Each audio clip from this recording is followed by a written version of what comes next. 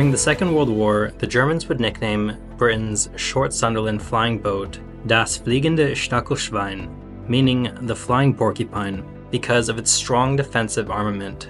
It could carry up to 16 machine guns, a mix of 303-inch and 50 cals, but at the minimum, it was defended with a twin 303-inch turret in the nose and dorsally, and a quad 303-inch turret in the tail.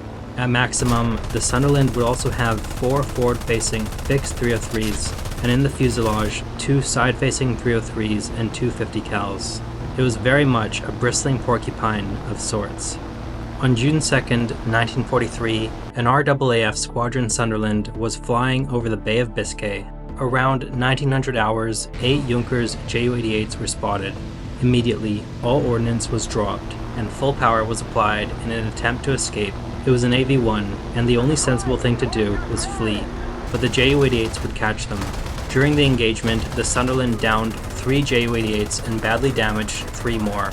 The Germans eventually disengaged, and the Sunderland limped back to England, with 1 engine out, 1 damaged, several of the crew wounded, and 1 dead. Only 2 Ju-88s would return to base, and later the Sunderland broke up in the surf after landing in Cornwall. The short Sunderland was one of the most iconic and versatile flying boats of the Second World War.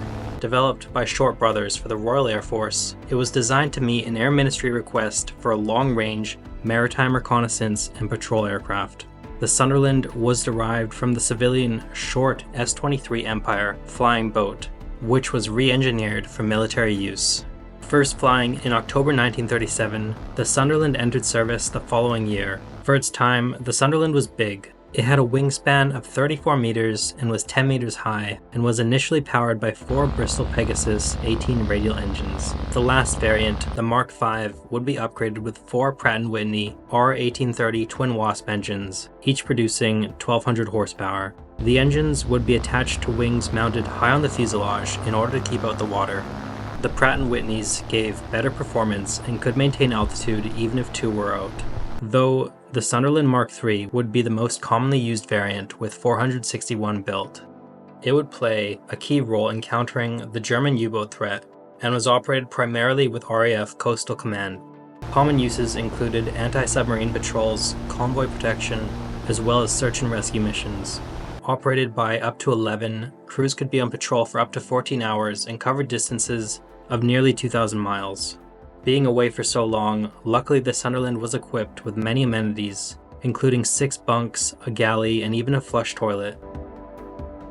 In addition to its excellent defensive capabilities, the Sunderland could carry up to 2,000 pounds of bombs, depth charges, and mines, as well as detection equipment such as air-to-surface radar and the Ley searchlight, giving it excellent abilities to locate enemy submarines.